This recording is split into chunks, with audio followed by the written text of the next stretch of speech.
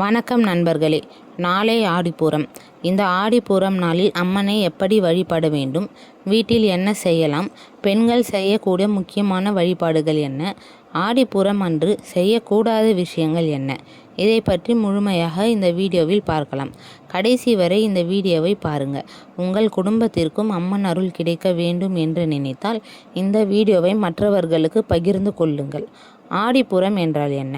ஆடிப்பூரம் என்பது ஆடி மாதத்தில் வரும் பூரம் நட்சத்திரத்தை அடிப்படையாக கொண்ட சிறப்பான திருநாள். இந்த நாள் குறிப்பாக ஆண்டாள் அவதார திருநாளாகவும் கொண்டாடப்படுகிறது. அதே நேரத்தில் தமிழகத்தில் பல அம்மன் கோவில்களிலும் ஆடிப்பூரம் சிறப்பாக கொண்டாடப்படுகிறது. அதனால் இந்த நாளில் அம்மனை மனதார வழிபடுவது மிகவும் சிறப்பாக கருதப்படுகிறது. முதலில் வீட்டில் என்ன செய்யலாம்? காலையில் எழுந்து வீட்டை சுத்தம் செய்து குளித்து முடித்த பிறகு பூஜை அறையில் விளக்கேற்றலாம். அம்மனுக்கு பூக்கள் வைத்து மஞ்சள் குங்குமம் வைத்து வழிபடலாம்.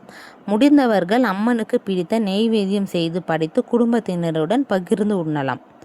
2. வளையல் சாத்துவது. ஆடிப்பூரம் என்றாலே பல இடங்களில் நினைவுக்கு வருவது வளையல் சாத்துதல். அம்மனுக்கு வளையல் சாத்தி வழிபடுவது ஒரு முக்கியமான வழக்கம். அதேபோல் பெண்களுக்கு வளையல், மஞ்சள், குங்குமம் போன்ற மங்கள பொருட்களையும் வழங்கி மகிழலாம். இது நம்முடைய பாரம்பரிய வழக்கங்களில் ஒன்றாகும். 3. பெண்கள் என்ன செய்யலாம்? பெண்கள் இந்த நாளில் அம்மனை நினைத்து விளக்கேற்றி பூஜை செய்து மஞ்சள் குங்குமம் வைத்து வழிபடலாம். முடிந்தால் அருகில் உள்ள அம்மன் கோவிலுக்கு சென்று தரிசனம் செய்யலாம். கோவிலில் நடைபெறும் சிறப்பு பூஜை, வளையல் சாத்துதல் போன்ற நிகழ்ச்சிகளில் கலந்து கொள்ளலாம். 4. நெய்வேத்தியம். வீட்டில் உங்களால் முடிந்த அளவுக்கு இனிப்பு, பழங்கள் அல்லது சாதம் போன்ற உணவுகளை நெய்வேத்தியமாக படைக்கலாம். கடவுளுக்கு படைப்பதை விட அதை பக்தியுடன் செய்வதுதான் முக்கியம். பிறகு அந்த பிரசாதத்தை குடும்பத்தினருடன் பகிர்ந்து கொள்ளலாம். 5. கோவிலுக்கு செல்ல முடியாதவர்கள். எல்லாராலும் கோவிலுக்கு செல்ல முடியாது. அப்படி இருக்கிறவர்கள் கவலைப்பட வேண்டாம். வீட்டிலேயே அம்மனை நினைத்து ஒரு விளக்கேற்றி பூ வைத்து மனதார பிரார்த்தனை செய்யலாம். அம்மனை வழிபடுவதற்கு இடத்தை விட மனதில் இருக்கும் பக்தி தான் முக்கியம். 6. தானம் செய்வது. இந்த நல்ல நாளில் நம்மால் முடிந்த அளவுக்கு உதவி செய்யலாம். தேவையுள்ளவர்களுக்கு உணவு கொடுக்கலாம்.